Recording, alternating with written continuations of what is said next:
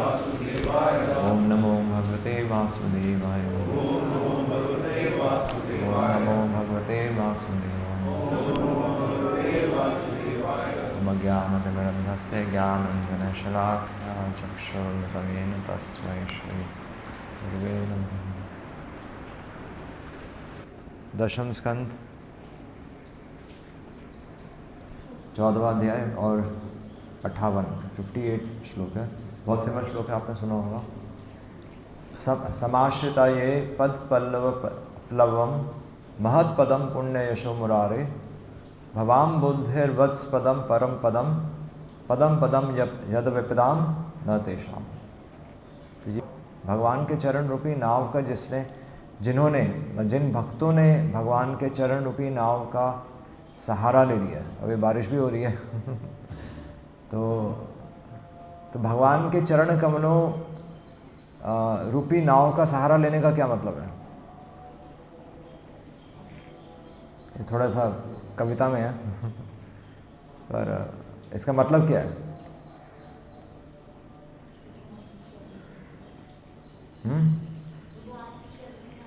हाँ, वही तो पूछ रहा हूँ, उसका मतलब क्या है? भगवान की शरण, मतलब हम कहते हैं हम भगवान की तरह पूरी तरह शरण में हैं। बताओ मानस।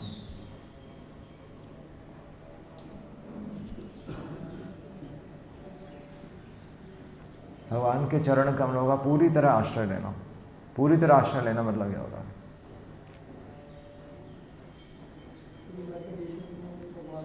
हाँ जी,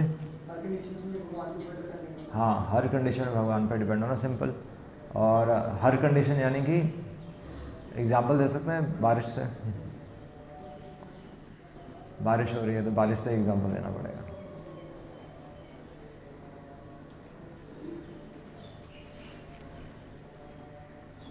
तो कितना मतलब कल से बारिश हो रही है, मतलब यानी दो दिन से बारिश हो रही है और कितना पानी पड़ा होगा, मतलब हम इमेजिन नहीं कर सकते कि कितना पानी पड़ा है। पर भगवान की मैनेजमेंट इतनी परफेक्ट है कि कभी आपने पानी में किसी एक चींटी को तैरते हुए देखा है कि कहीं एक चींटी गलती से डूब गई हो? एक चींटी भी नहीं डूब सकती। भगवान का ये मैनेजमेंट है। मतलब हमें लग सकता है कि क्या हो जाएगा, ये पानी पड़ गया, हमें अपने जीवन में चिंताएं हो जाती हैं। पर भगवान का मैनेजमेंट इतना परफेक्ट है कि एक जीवात्मा जिसका जितना समय निर्धारित है वो उतने समय जीवित रहेगा ही रहेगा। वो अपने समय से पहले कहीं नहीं जा रहा हो।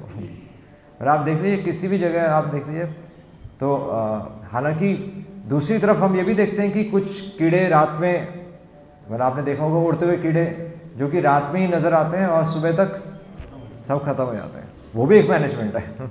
आप जितना चाहें, मतलब मैं 2 दिन पहले प्रयास कर रहा था, यही कीड़े थे तो मैंने सोचा तो पानी चला रहा था तो वो पानी के नीचे आ रहे थे, मैंने कहा इनको बचा लेते हैं, कीड़े मर ना जाएं।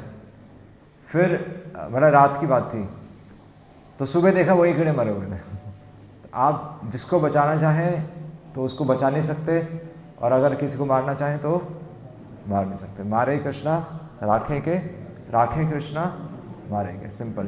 तो इसी तरह हर परिस्थिति में पूरी तरह भगवान पर आश्रित होना है। यही भगवान पर पूरी तरह आश्रित होना है कि हम उपायों के लिए इधर उधर भागते हैं नहीं, कभी ये कर लें वो कर लें। और आप देखिए सबसे बेस्ट उपाय क्या है? क्या? हाँ, बेस्ट उपाय है कि कुछ नहीं करना। मतलब कुछ एक्स्ट्रा नहीं करने की ज़रूरत नहीं। जो हम कर रहे हैं उतने में ही वो अपने आप में वो प्रोसेस कंप्लीट है। अगर हम भगवान का नाम लेते हुए अपना काम कर रहे हैं तो वो प्रोसेस अपने आप में कंप्लीट है। और इसलिए वो बता रहे हैं, मतलब ये श्लोक में यही बता रहे हैं कि तो ये श्लोक एक्चुअली कोट हो रहा है कि भागवतम में तो परीक्षित महाराज, तो सुखदेव गोस्वामी परीक्षित महाराज को ही कोट कर रहे हैं। और श्रील प्रभुपाद तात्पर्य में लिख रहे हैं कि परीक्षित महाराज बहुत इंटेलिजेंट थे। परीक्षित महाराज ने देखा, परीक्षित का नाम है परीक्षित, उन्होंने एनालाइज किया, उन्होंने परिस्थिति का विश्लेषण किया। उन्होंने कहा कि कि जो मेरे पूर्वज थे पांडवों ने भगवान कृष्ण का आश्रय लिया और पूरा महाभारत का युद्ध हो गया, और फिर भी पांडव मरे नहीं इसलिए फिर भी भगवान ने पांडवों की रक्षा की। तो ऐसा लगता तो नहीं है वैसे पांडवों की रक्षा हुई ही नहीं हुई, क्योंकि पांडवों के तो पुत्र ही मारे गए। तो भगवान ने पांडवों की रक्षा की है नहीं की? कहाँ रक्षा की? तो द्रौपदी का चीरहरण करने का प्रयास ही किया गया, और लाक्षागृह उनका सब कुछ मतलब सारा पूरा परिवार ही नष्ट हो गया। हाँ वो तो चलो बाद में आता है वो तो, पर भगवान ने पांडवों की रक्षा की ही नहीं की। कुंती महारानी देख लीजिए, तो वो विधवा हो गई, उनके पुत्र थे, पुत्रों को महल से बाहर निकाल दिया। उनका सबसे पहला पुत्र कर्ण, उन्हें उसको बहाना पड़ा, मृत्यु तक उन्होंने स्वीकार नहीं किया था कि कर्ण मेरा पुत्र है। मतलब उससे ज़्यादा एक माँ को क्या दुख हो सकता है। और बल्कि भाइयों को ही नहीं पता था, पांडवों को ही नहीं पता था कि कर्ण हमारा भाई है तो कुंती के जो तो दुख ही दुख था। और फिर भी परीक्षित महाराज कह रहे हैं कि आपने पांडवों की, आपने अपने भक्तों की रक्षा की। तो आपने अपने भक्तों की रक्षा कैसे की? क्योंकि हम तो कह रहे हैं कि भगवान में पूर्ण आश्रित हो जाओ, तो फिर क्या भगवान हमारी रक्षा करेंगे? नहीं करेंगे। कैसे नहीं कर रहे? वो तो पांडवों की रक्षा कैसे कर रहे हैं? साथ में है। हाँ तो इसको दूसरे शब्दों में कहेंगे तो क्या है? आंसर सही है। दूसरे शब्दों में भगवान ने किसकी रक्षा की? जो हम ये कह रहे हैं कि धर्मो रक्षितः, धर्म रक्षति रक्षितः, कि आप धर्म की रक्षा करेंगे तो हाँ धर्म हमारी रक्षा करेगा धर्म हमारी क्या रक्षा करेगा? मतलब हमारी क्या रक्षा करेगा? पॉइंट है, समझ रहे हैं? क्या क्या पॉइंट है इसमें? किसकी रक्षा हो रही है? हाँ हमारी रक्षा नहीं हो रही। ये जब भगवान ने, जब परीक्षित महाराज देख रहे हैं, इक्षित, उन्होंने देखा कि इतने महान संकट में भी भगवान ने पांडवों की रक्षा की। तो वो रक्षा क्या है कि इतने महान संकट में भी पांडवों ने भगवान को नहीं छोड़ा। या उन्होंने ये देखा कि मेरे पिता की भी रक्षा की। अभिमन्यु तो मारा ही गया, और बिल्कुल युवा, एक यंग एज में उसको बल्कि घेर कर ही मार दिया गया, महारथियों ने घेर कर मार दिया पर फिर भी परीक्षित महाराज कह रहे हैं आपने रक्षा की अपने भक्तों की।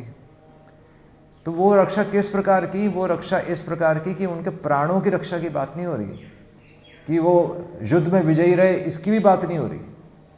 वो रक्षा किस बात की हो रही है? कि उनका विश्वास भगवान में बना रहा। मृत्यु तक, अगर मृत्यु के समय, मृत्यु तो आएगी ही आएगी, है ना, वो तो ऐसा कोई भी नहीं हुआ कि जो जीवित हो, पर मृत्यु के समय अगर हम इस विश्वास के साथ मरें कि भगवान हमारे साथ हैं, तो ये भगवान अपने भक्त की रक्षा करते हैं। तो भगवान यही कह रहे हैं कि मृत्यु के समय आप जिस चेतना को लेकर जाएंगे, उसी चेतना में हमारा पुनर्जन्म होगा। और बल्कि भगवान कह रहे हैं कि उसका जन्म, फिर से जन्म ही नहीं होगा। अगर वो मेरा स्मरण करते हुए शरीर छोड़ेगा तो उसका फिर से इस संसार में जन्म नहीं होगा। यहीं पर कह रहे हैं कि समाश्रिता ये पद पल्लव अपलवम महत्पदम पुण्य यशो मुरारे। तो मुरारे, भगवान का नाम क्या कह रहे हैं? मुरारी। तो मुरारी मतलब, भगवान का नाम मुरारी क्यों है? मुर आरी, बताओ। मुर नामक राक्षस को मारा था। तो जिस प्रकार भगवान ने मुर नामक राक्षस को मारा था, उसी प्रकार भगवान हमारे सारे संशयों को दूर कर देंगे। इसलिए कहते हैं ना कि जब हम ये तिलक लगाते हैं तो सबसे पहले क्या लगाते हैं? ओम केशवाय नमः। तो सबसे पहला तिलक एक तो ये भी है कि आज्ञा चक्र होता है यहाँ पर, तो हम हमेशा भगवान की बात मानेंगे। तो एक तो ये आज्ञा चक्र। दूसरा एक हम लगाते हुए ये भी सोचते हैं कि भगवान हमारे सारे संशयों का नाश कर देंगे, है ना। तो हमारे संशय क्या है कि क्या होगा, बारिश हो गई, मतलब यही सब हम सोचते रहते हैं ना, कुछ भी सोचते रहते हैं कि क्या होगा क्या होगा, कुछ नहीं होगा, जो लिखा हुआ है बस वो नहीं, वही होगा। तो इसलिए यहाँ पर ये कह रहे हैं समाश्रिता ये पल्लव अपल्लवम महत्पदम पुण्य यशो मुरारे, और बल्कि वो नाव क्या है, भगवान के चरण नाव रूपी चरण पद्म का आश्रय लेना। और किस तरह लेना, वो प्रोसेस क्या है,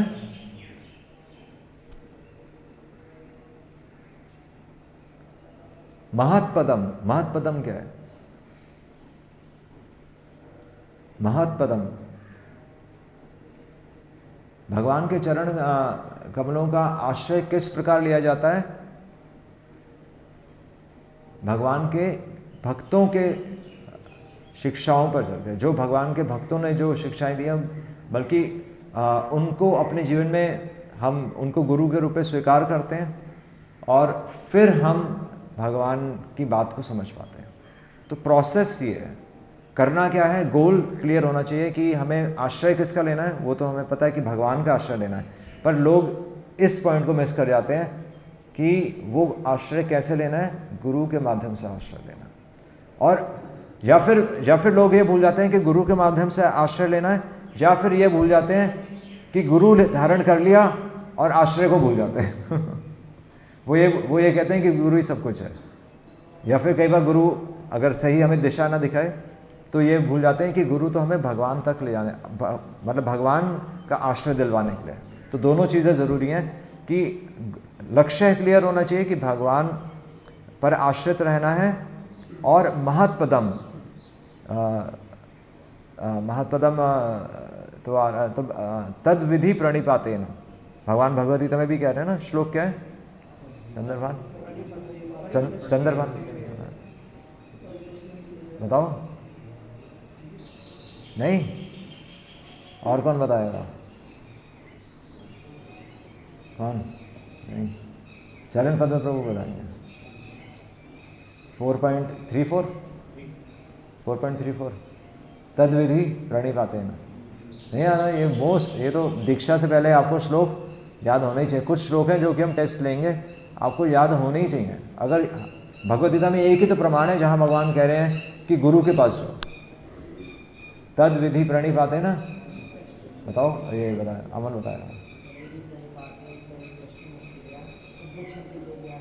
ज्ञानिनस तत्वदर्शिना, जिन्होंने भगवान का वास्तविक दर्शन कर लिया है। भगवान का दर्शन कैसे, लोग कहते हैं ना कि आपने भगवान का दर्शन किया है नहीं किया, तो क्या कहेंगे, हमें कैसे पता चलेगा कि उन्होंने भगवान का दर्शन किया है कि नहीं किया?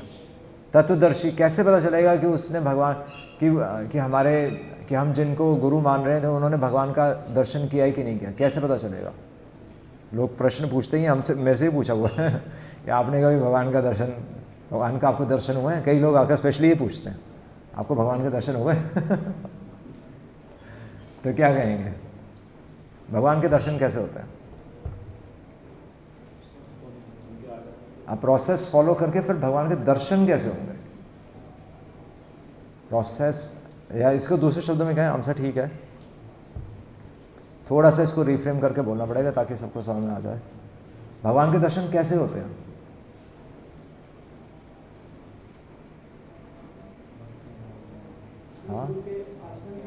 हाँ, गुरु के आचरण से, ठीक है। तो गुरु के आचरण से क्या होगा?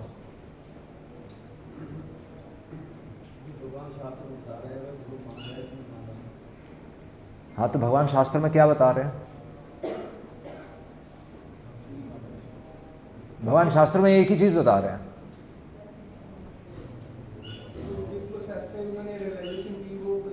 वो प्रोसेस। हाँ, तो सबसे पहला शब्द क्या था श्लोक का, जो हमने श्लोक लिया भागवतम से? विधि तो उन्होंने शरण ली, एक्चुअली समाश्रिता। उनके जीवन से आप ये देख सकते हैं कि उन्होंने किस प्रकार हर परिस्थिति में पदम पदम यद विपदाम, कि इस संसार में उन्होंने भगवान का आश्रय कैसे ले लिया। भगवान का, उनके जीवन से हम ये देख सकते हैं कि उन्होंने हर परिस्थिति में भगवान का आश्रय लिया, और जिसने हर परिस्थिति में भगवान का आश्रय कर लिया उसने भगवान का दर्शन किया है। बस यही देख रहा है। और वो अगर डर गया तो यानी कि उसने भगवान का दर्शन नहीं किया।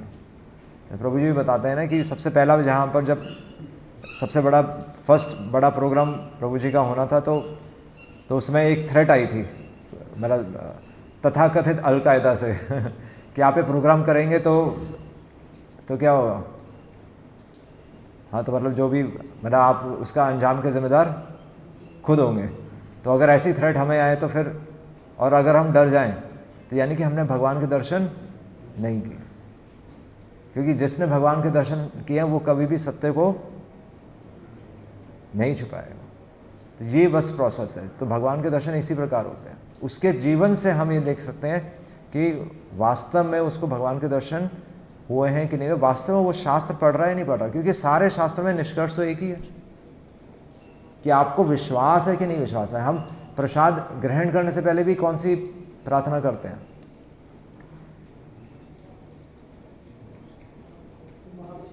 महाप्रसाद गोविंदे।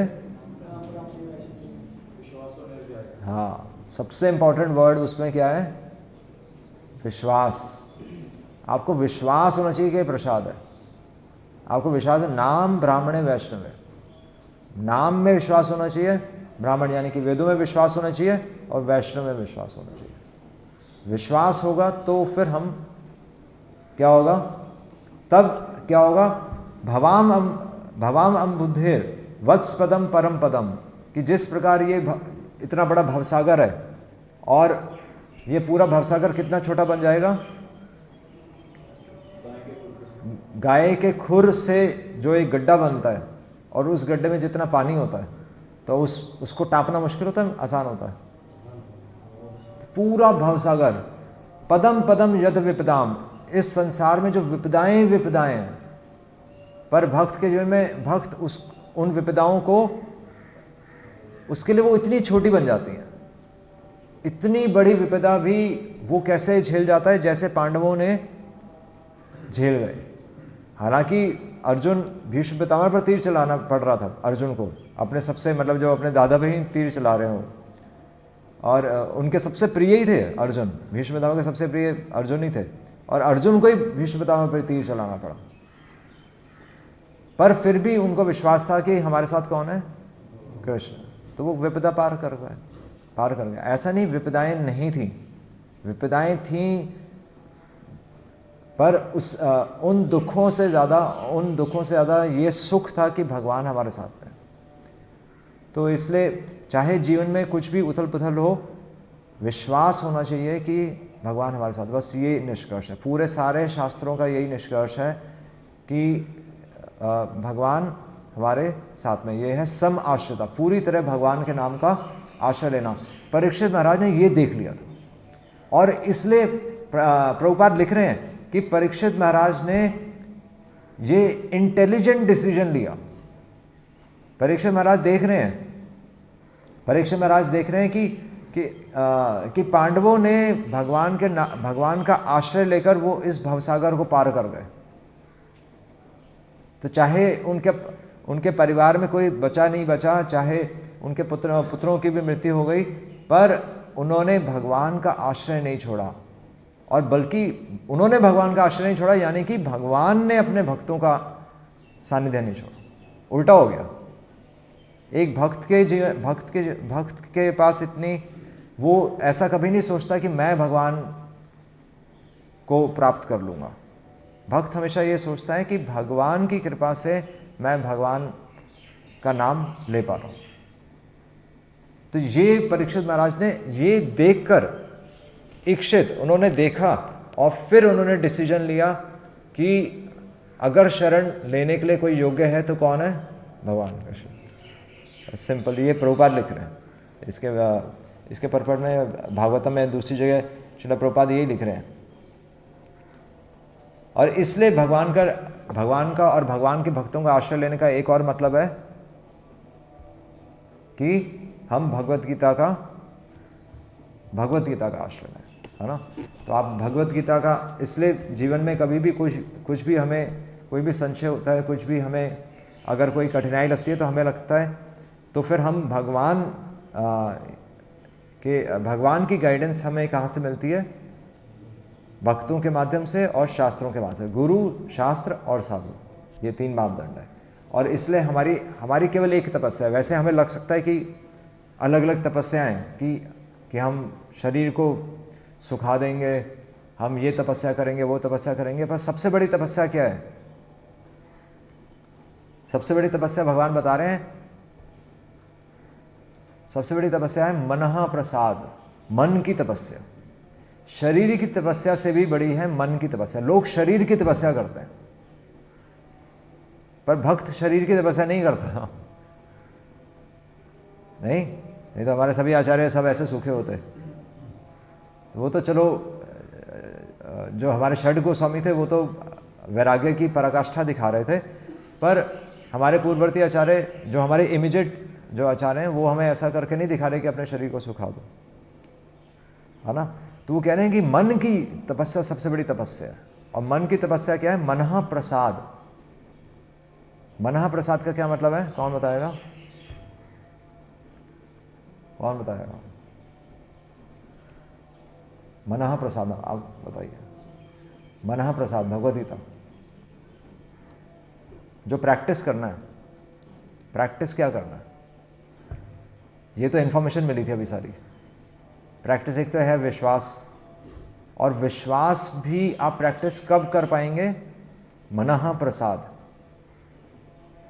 ये मेरा मतलब बहुत बार कवर हो चुका है ये श्लोक। तो मनः प्रसाद,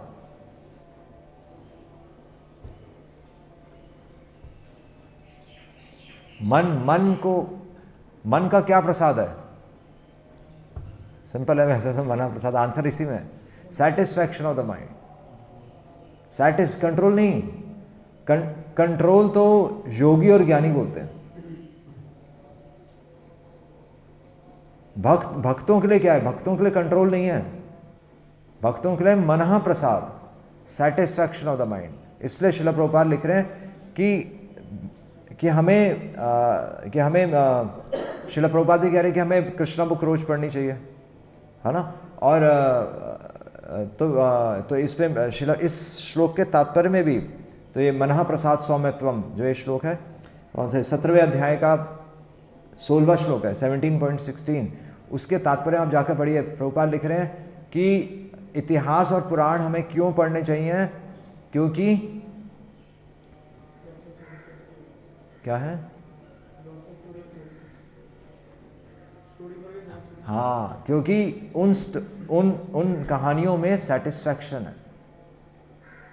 भगवान की लीलाएं पढ़कर सेटिस्फैक्शन आनी चाहिए कि बस इससे ऊपर और कुछ नहीं है। ये मन की तपस्या है, और वो सेटिस्फैक्शन आ जाएगी तो माइंड अपना कंट्रोल हो जाएगा।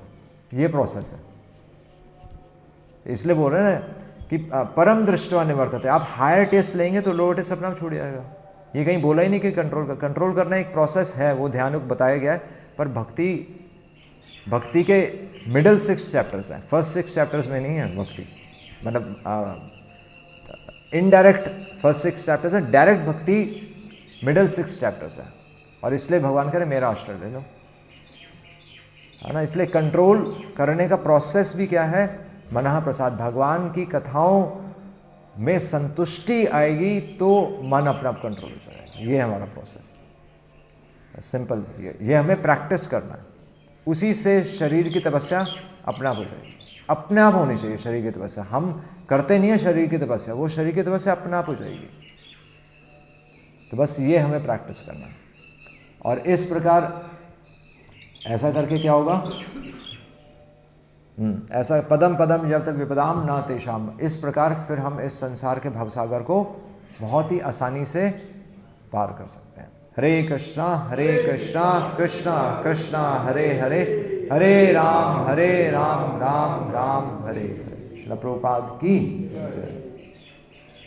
कोई प्रश्न किसी का?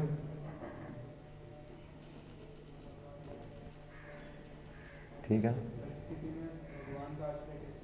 किस परिस्थिति में? हर स्थिति में भगवान का आश्रय लेना ही प्रैक्टिस करना है, यही तो है। मतलब विचलित नहीं होना, प्रैक्टिस यही करना है। वो सिचुएशन तो अपने आप, जैसे रात है, अब बारिश थी कि नहीं थी? इतनी तेज़ बारिश थी, मतलब हमने एक्सपेक्ट नहीं किया था कि इतने भक्त आएंगे पर आप बारिश को झेल गए, अब देखिए शांत हो गया, शांत हो गया, हो गया, समय निकल गया, निकल गया ना समय। आपने कुछ किया? किसी ने कुछ किया? कुछ नहीं किया, बस आप जो रोज करते थे वही आपने किया।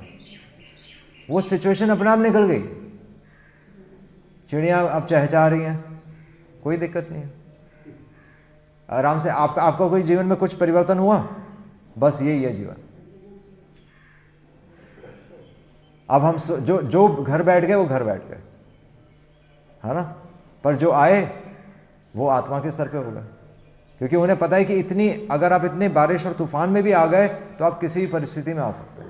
और हमने देखा भी, अब तो सर्दियों में भी सब कोहरा होता था, सब भक्त पहुंचाते थे तो कुछ नहीं करना, बस रात है और रात के बाद दिन तो आएगा ही आएगा। ये ट्रिक है। हम प्रयास करने लग जाते हैं कि देखो रात लाइट जला लो हम कहते हैं कि लाइटें जला लो, पर भगवान ने अरेंजमेंट अपने आप की हुई है। अंधेरा होगा तो आप सो जाइए, उजाला होगा तो उठ जाइए, इससे ज़्यादा और कुछ नहीं करना। इससे ज़्यादा इंटेलिजेंस चाहिए भी नहीं, इससे ज़्यादा इंटेलिजेंस हमारा नुकसान कर रही है ना। अगर आप ध्यान से सोचेंगे आपको पता चलेगा कि बिजली इन्वेंट करके हमने अपना सबसे बड़ा नुकसान किया। ये कोई साइंस नहीं है, ये इंफीरियर साइंस है। सुपीरियर साइंस थी कि आप सूर्योदय के साथ उठिए और सूर्यास्त के साथ आप अपनी गतिविधियां बंद कर दीजिए। सारा हमारा जो सिस्टम डिस्टर्ब्ड है वो सिर्फ इस लाइट की वजह से। और ये साइंस, और इस साइंस की पराकाष्ठा है आर्टिफिशियल इंटेलिजेंस, जो कि अब हमारा जीवन बर्बाद करने जा रही है और हम उस साइंस को पैसे देकर खरीद रहे हैं, महंगे महंगे फ़ोन ले रहे हैं। बस यही है, जो भगवान के नाम का सहारा नहीं लेगा वो बच्चा वो अपना जीवन खुद खराब कर रहा है। तो ये हमें ये देखना है। परीक्षित महाराज ने वो चीज़ देखी थी। हमें भी सभी भगवान के भक्त यही बता रहे हैं कि भगवान का आश्रय लो और किसी चीज़ का आश्रय लेने की ज़रूरत नहीं है। वरना हमारे ऋषि मुनियों का क्या ये विज्ञान पता नहीं था? उनको सब कुछ पता था। चतुर्मास कैसे है? चतुर्मास के पहले दिन आप देखिए बारिश हो गई। जिस दिन चतुर्मास शुरू हुआ उसी दिन से बारिश शुरू हुई है। तो कैसे पता? चतुर्मास तो हजारों, मतलब हमारे शास्त्रों में ही आ रहा है, तब तो कोई साइंस नहीं थी। तो कैसे पता चल रहा है उनको चतुर्मास शुरू हो गया? एग्जैक्टली। और चतुर्मास के साथ में ही आपको पता है कि पौधों में कीड़े लगने शुरू हो जाते हैं, इसलिए मना है कि आप हरे पत्तीदार सब्जियां मत खाइए वो सब चीज़ सब साइंटिफिक है। जानवर उस समय जब जानवरों का पेट खराब होता है तो गाय का दूध खराब निकलेगा, तो फिर वो इफेक्ट धीरे धीरे बाद में नेक्स्ट मंथ आएगा, तो फिर दूध बंद हो जाता है। ये पूरा साइंटिफिक प्रोसेस है, बस हम नहीं समझ रहे। हमें लग रहा है कि ये कोई रीति रिवाज है, पर पूरी साइंस चल रही है यहाँ पर वो हमें देखना आना चाहिए। इक्षित बस हमें देखना आना चाहिए। इसलिए करना कुछ नहीं है, बस इंतज़ार करिए, रात अपने आप ख़त्म हो जाएगी और सवेरा अपने आप हो जाएगा। अभी सूरज निकलेगा, सब ठीक हो जाना हरे कृष्णा कृष्णा कृष्णा हरे हरे, हरे राम राम राम हरे हरे। श्रील प्रभुपाद की